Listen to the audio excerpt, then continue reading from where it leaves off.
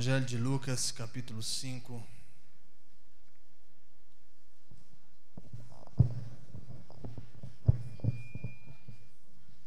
A partir do primeiro verso.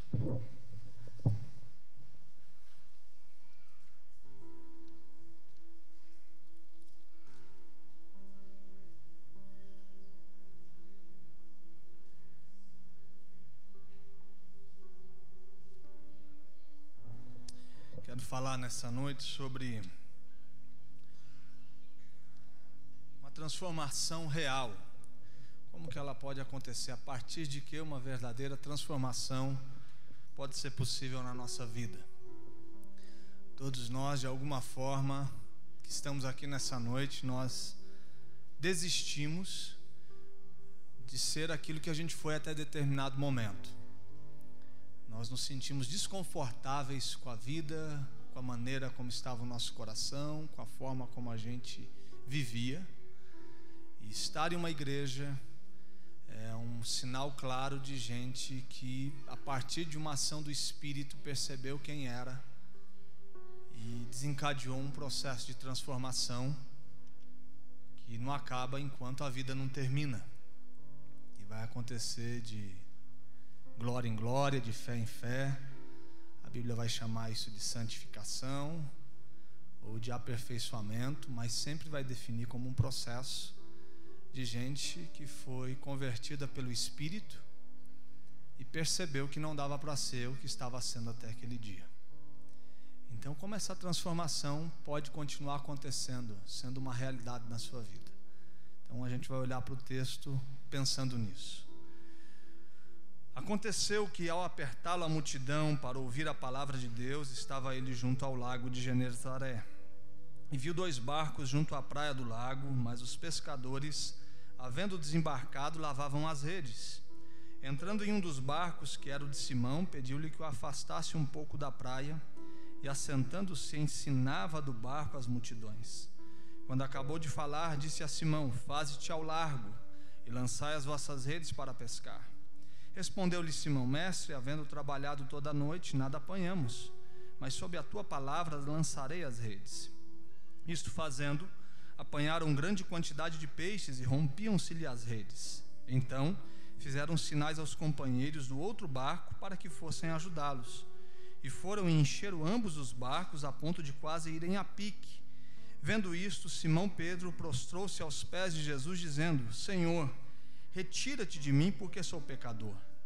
Pois à vista da pesca que fizeram, a admiração se apoderou dele e de todos os seus companheiros, bem como de Tiago e João, filhos de Zebedeu, que eram seus sócios. Disse Jesus a Simão: não temas, doravante serás pescador de homens. E arrastando eles os barcos sobre a praia, deixando tudo, o seguiram. O grande desejo de um seguidor de Jesus é ser semelhante a Ele. Ele é a nossa referência. Qualquer outro modelo de vida, de pensamento, se acaba quando a gente conhece o Evangelho. Ele passa a ser o modelo. Então a referência que a gente tem para viver como a gente deve ser é o próprio Cristo. Esses discípulos de Jesus, ou discipulado, ou quem era discípulo de alguém, era identificado pela palavra talmidim, quando o Novo Testamento está sendo construído. Então o Senhor Jesus chamava as pessoas para andar com Ele, e essas pessoas eram reconhecidas como talmidim, que tinha como o significado seguinte: que à medida que o mestre caminhava, eles iam caminhando após o mestre.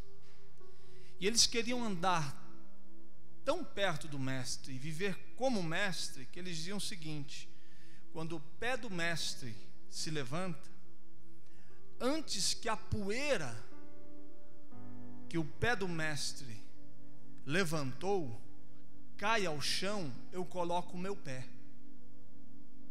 Então, quando ele está dizendo vem e segue-me, a ideia é essa: vocês vão me seguir tão de perto e vocês vão andar no meu caminho de tal forma que, à medida que o meu pé se levantar, antes que a poeira caia no chão, vocês já colocam os pés de vocês.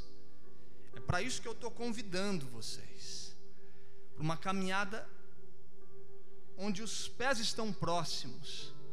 Vocês vão me ver de uma maneira muito íntima, muito próxima. E à medida que vocês vão caminhando no rastro que eu vou deixando pelo caminho, vocês vão sendo transformados. E é esse o desejo do discípulo de Jesus, de quem segue a Jesus, de conseguir tirar da sua frente todo o convite sedutor, toda a proposta que nos afasta das pegadas do Mestre, do chão de Jesus, do lugar onde ele pisou, do caminho de Cristo. O caminho do discípulo é um caminho muito perto, muito junto. E esse texto é um convite para que esses homens comecem a segui-lo. E eles estão prontamente abertos à proposta, largam tudo e passam a segui-lo. Eles não começam a justificar por quem estão indo, eles não pedem uma proposta clara de Jesus, eles não estabelecem um parlamento, uma conversa, um diálogo. Eles dizem de forma muito bela, espontânea, deixam tudo e passam a andar, colocando os pés onde a poeira dos pés de Jesus se levantou.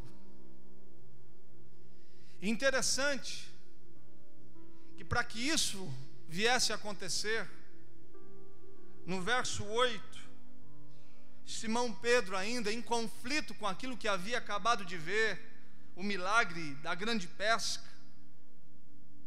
ele não grita por uma aproximação, pelo contrário, ele olha para Jesus e diz: se afasta.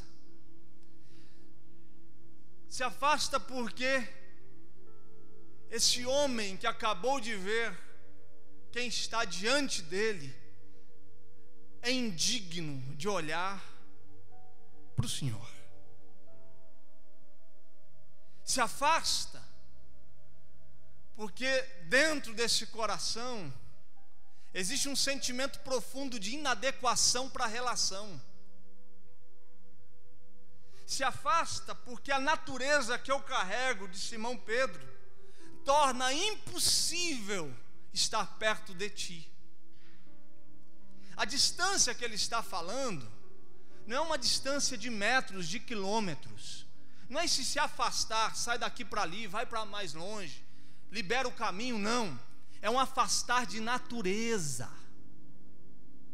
O que ele está dizendo é que a natureza dele é tão distante da natureza daquele que ele acabou de perceber a revelação diante dos seus olhos, que não dá.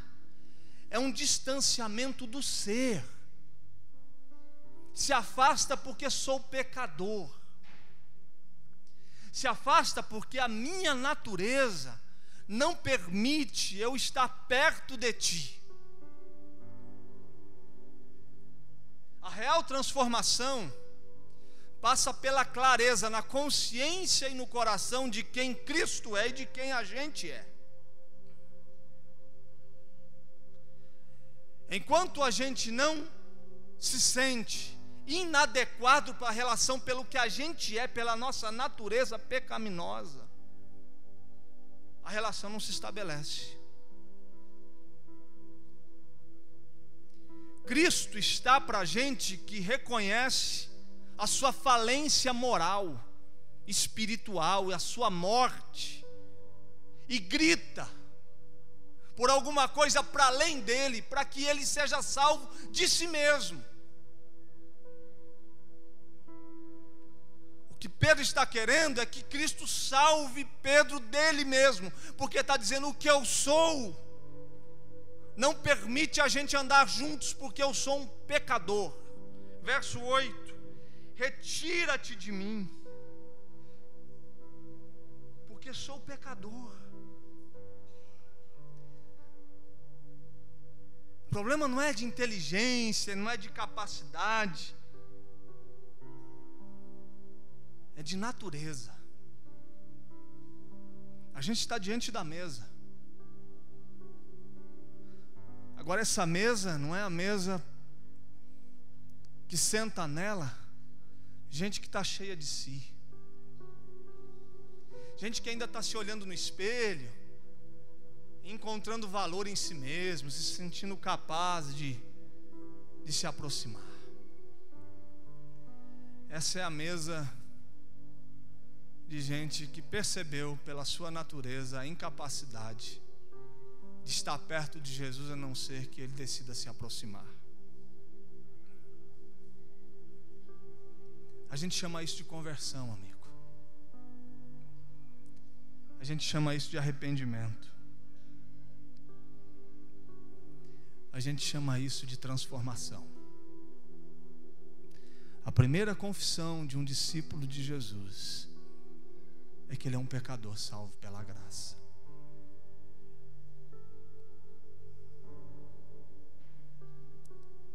Um discípulo de Jesus confessa aos seus filhos que ele é um pecador salvo pela graça.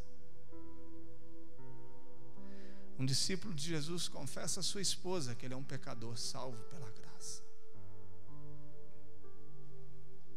Porque isso é humilhação. Isso é o reconhecimento da nossa falência.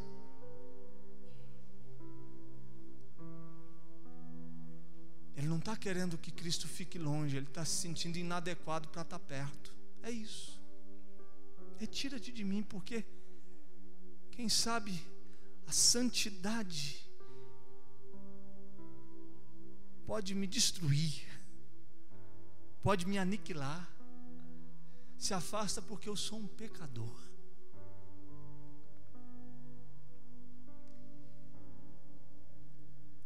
Quando você olha para Cristo, o que você vê em você? Você está chegando em Jesus dando carteirada para Ele, dizendo que Ele tem que fazer, que Ele tem que ir lá. Você chega cheio de mérito. Essa teologia dos méritos, que a gente chega e vai enquadrando Deus, que vai dizendo que Ele tem que fazer, e você vai dando a Ele uma série de motivos para que Ele faça alguma coisa, porque você fez isso, você foi lá, você veio cá, você fez o mundo acontecer, e você se torna tão brilhante no que você faz, que você chega para Deus e dá uma carteirada para que Ele faça alguma coisa por você, ou você está olhando para Ele, nos olhos dEle, e está reconhecendo a sua natureza.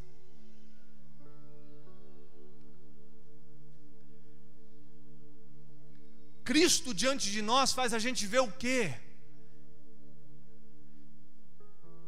Faz a gente ver o nosso pecado, os nossos erros. Ele não fica preso nas redes cheias, ele não fica desesperado pelo fato das redes se romperem, mas ele diz: o que eu vejo hoje me dá clareza de quem eu sou. Eu sou um pecador.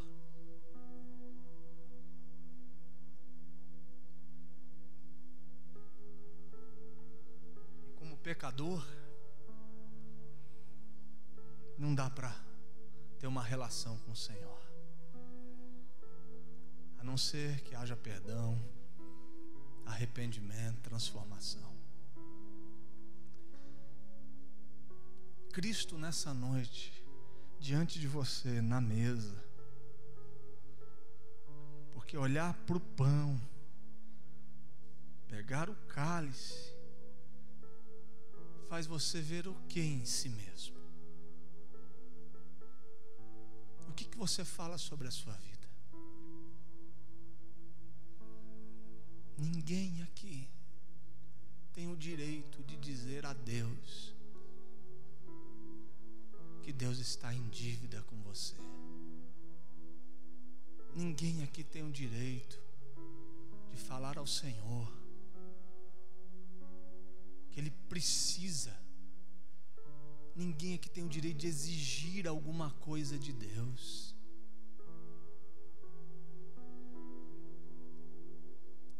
Porque nós somos pecadores salvos pela graça de Deus. A segunda coisa para a transformação é a obediência.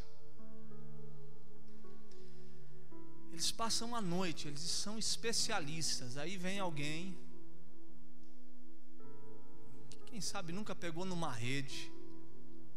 Depois de inúmeras tentativas, jogando rede, buscando rede, a noite inteira, esse exercício gigantesco de jogar e puxar e nada. Uma noite frustrada, uma pescaria que não aconteceu. E aí vem Jesus e diz: ó, joga de novo. Ele ensaia um discurso, mas ele no final se rende ao que Jesus está mandando fazer. Ele justifica que o que Jesus está falando é absurdamente ilógico. Ele começa: Senhor Jesus, eu tive aqui a noite inteira, o Senhor sabe, foram inúmeras tentativas, a gente jogava, a gente puxava, a gente jogava, a gente puxava, não teve peixe nenhum. A gente está cansado de saber que não tem peixe nesse rio.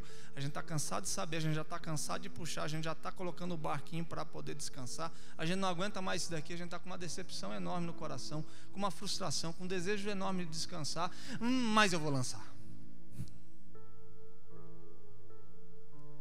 Obediência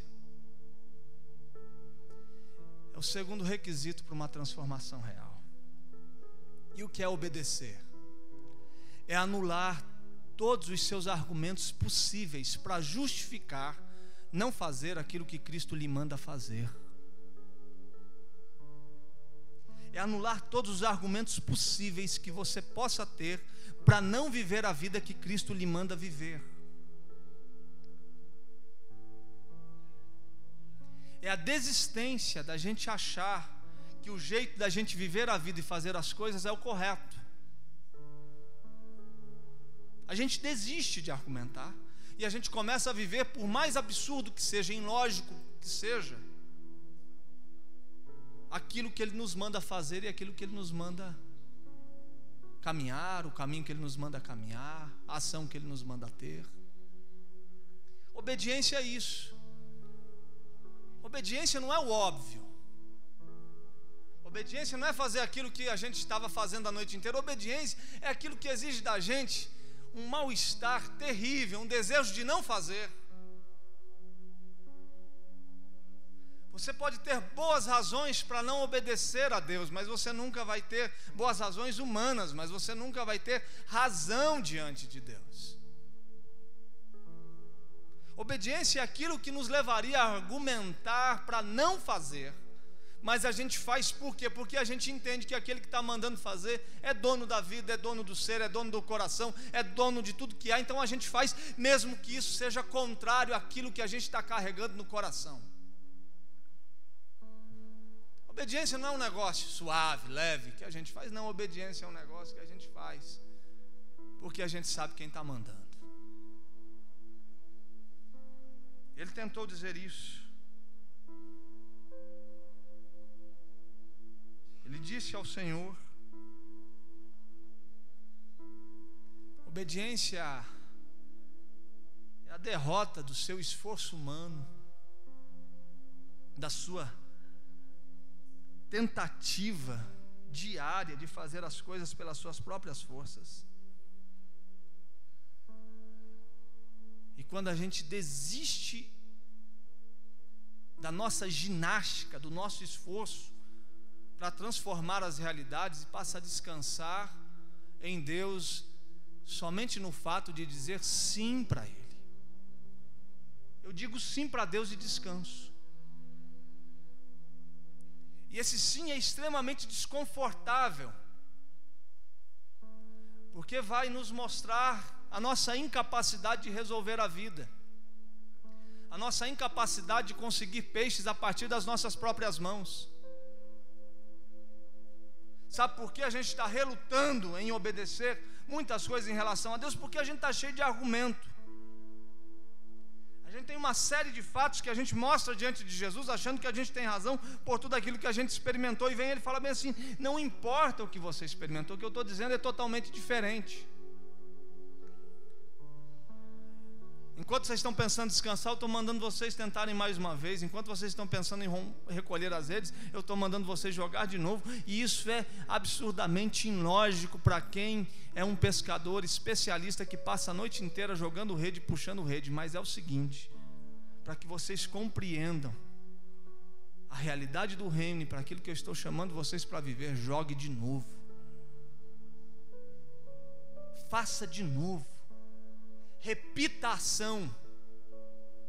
É a mesma rede, é o mesmo rio, é o mesmo braço que está jogando, são os mesmos homens, é no mesmo instante, mas os resultados serão diferentes porque existe uma palavra direcionada, e sob a tua palavra eu lanço.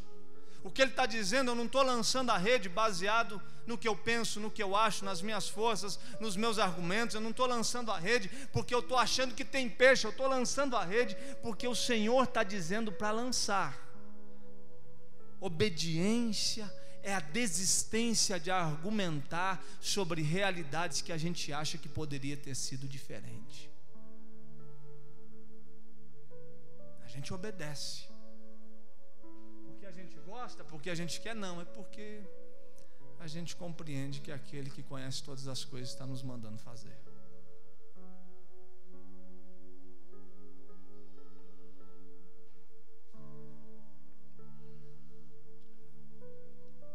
Deu para entender?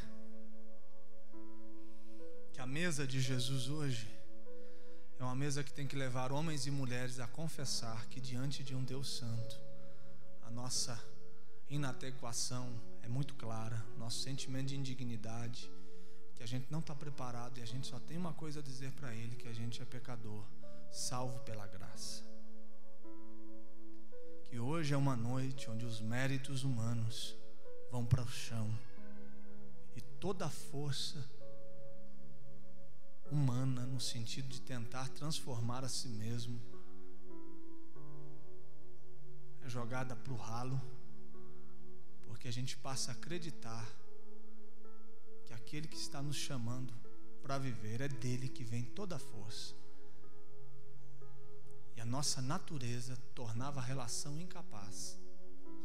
Mas pelo que ele é, a gente passa a ser um discípulo de Jesus. A segunda coisa é o absurdo da obediência. É você começar a viver a vida a partir do que ele fala e não do que você acha, dos seus argumentos. É loucura. Paulo vai nos dizer que essa vida, ou essa mensagem, esse comportamento, é loucura para os que se perdem. Mas para a gente que crê, é vida, é poder, é graça de Deus sobre a nossa história. E aí no verso 10... bem como de Tiago e João e filhos de Zebedeu, que eram seus sócios, disse: não temas, doravante serás pescador de homens. A transformação é possível à medida que você compreende que mais do que um chamado, um convite para a execução de uma tarefa, é um convite para uma relação. E à medida que você caminha com Jesus, anda com Cristo, Ele vai transformando a sua vida.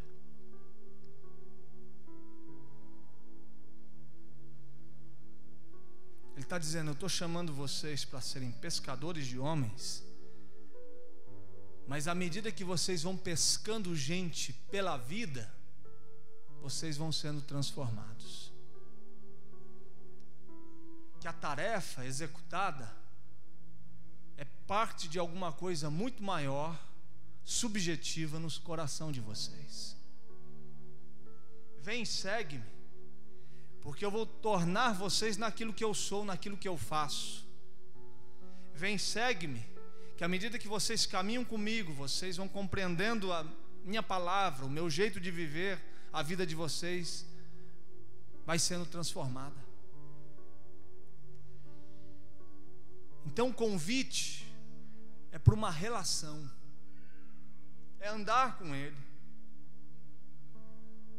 é caminhar com Cristo, é começar a ver a vida a partir do trilho que Ele vai desenvolvendo à nossa frente. Porque inúmeras pessoas passam anos em igrejas, executando inúmeras tarefas, mas com uma incapacidade de perdoar enorme, com um orgulho que é maior do que o seu próprio coração.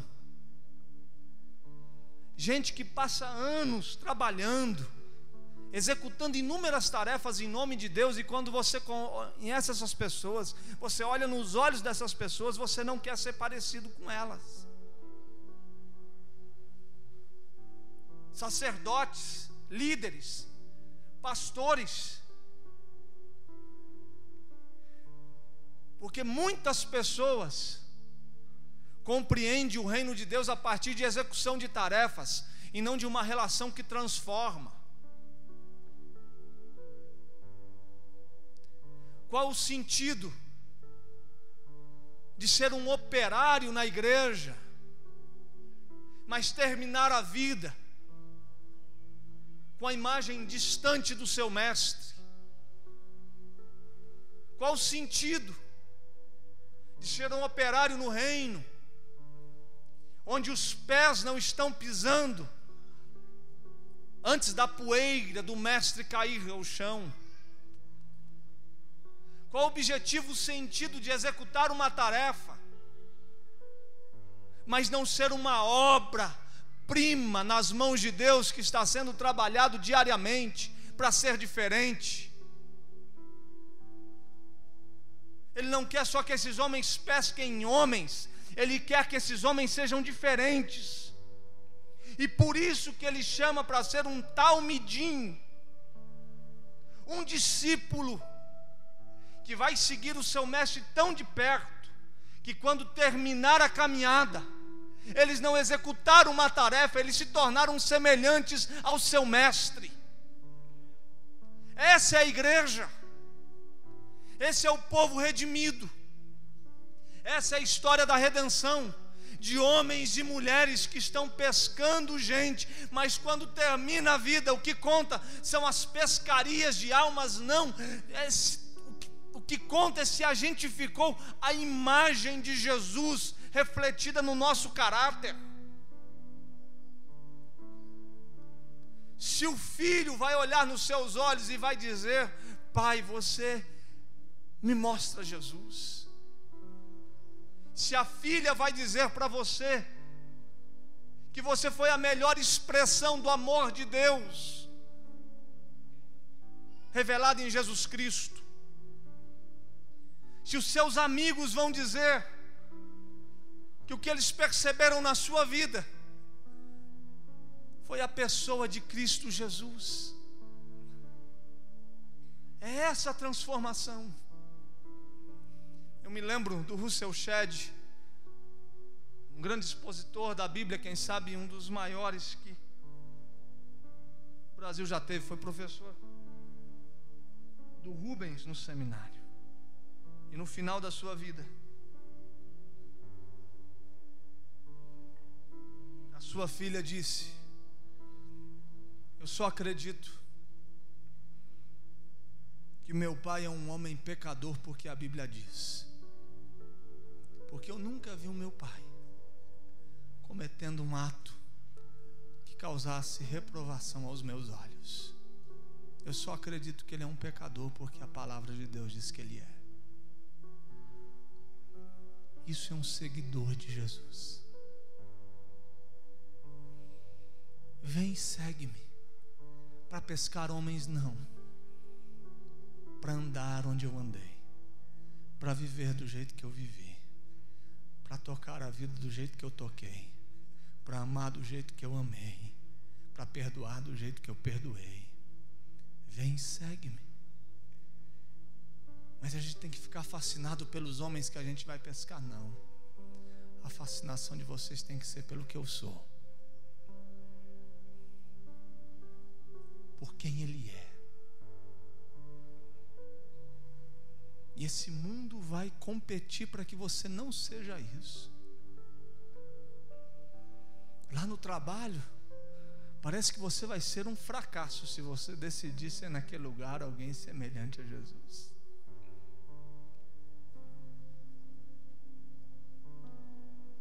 Que desespero pensar que no final da vida a gente não virou alguém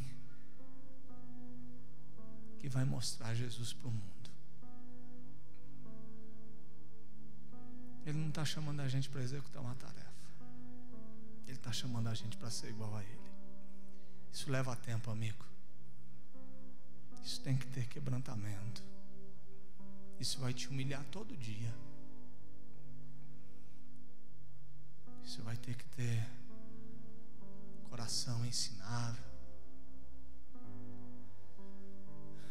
Vai ter que perdoar. Uma vez, 7 vezes, não, 70 vezes 7. Isso vai fazer a gente entregar uma face quando bater na outra. Isso vai fazer a gente caminhar 2 milhas com quem a gente não queria caminhar nem 10 metros. Isso vai fazer a gente olhar para o mundo com uma solidariedade que a gente não queria ter, e a gente vai chorar por coisas que a gente não queria ver. Isso vai deixar a gente incomodado quando a gente vê alguém pedindo água, pedindo pão. Mas o que vai contar é se a gente executou a tarefa? Não. Se essa tarefa fez de você alguém melhor. Quando você fizer alguma coisa, você vai ser tentado enormemente para contar para o mundo, botar na rede social que você fez. Mas para ser parecido com Ele, o que a sua mão direita faz, a esquerda não pode ficar sabendo. Você vai ser tentado para ser reconhecido, aplaudido. Mas para ser discípulo de Jesus, o significado existe só se Ele é o Senhor. Porque começa com essa confissão que a gente é pecador. Os méritos humanos estão falidos. E a gente não chega mais num culto como esse exigindo nada. A gente chega só dizendo onde Ele pisou para eu colocar meu pé. É ser uma mãe que mostre Cristo para o mundo. É ser um filho que mostre para o Pai que Cristo está sendo gerado. É ser um amigo que mostre Cristo para o mundo. É um grande desafio. É um grande desafio para a igreja.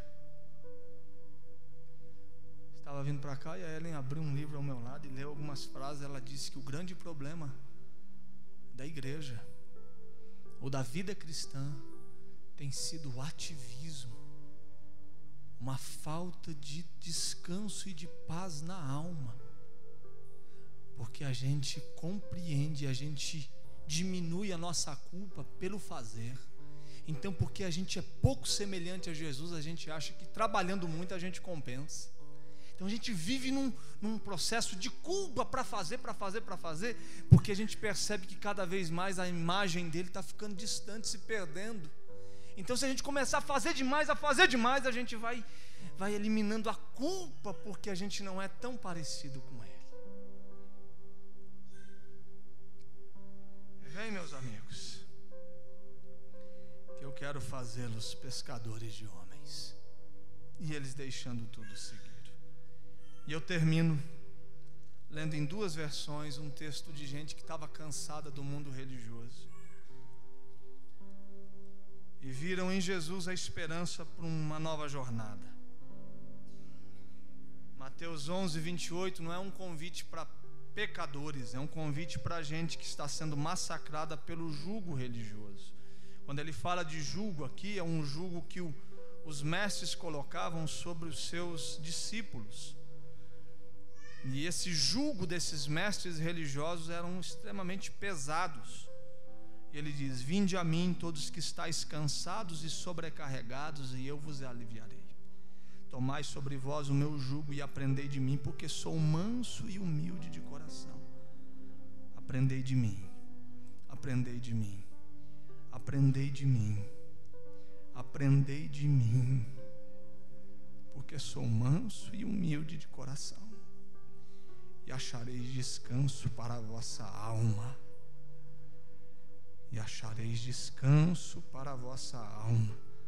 Porque o meu jugo é suave e o meu fardo é leve.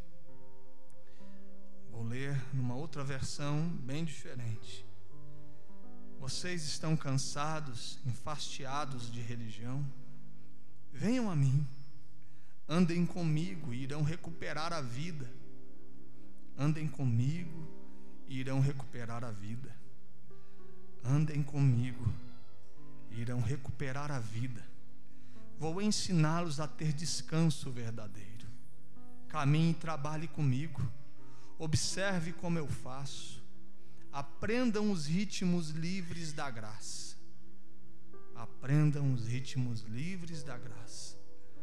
Não vou impor a vocês nada que seja muito pesado ou complicado demais. Sejam meus companheiros e aprenderão a viver com liberdade e leveza. Sejam meus companheiros e aprenderão a viver com liberdade e leveza. Sabe por que a vida está pesada? Sabe por que você está tomando esse monte de calmante? Sabe por que você está achando que o suicídio pode ser uma razão? Porque ele está distante demais de você. Hoje ele se aproxima do seu casamento, da sua vida, do seu coração. Olhe para ele e diga: sou pecador. Obedeça de maneira absurda aquele que conhece toda a sua vida. E você vai ver que uma vida prazerosa e leve renascerá no seu coração e na sua história. Amém? Aplauda o Senhor e coloque-se em pé.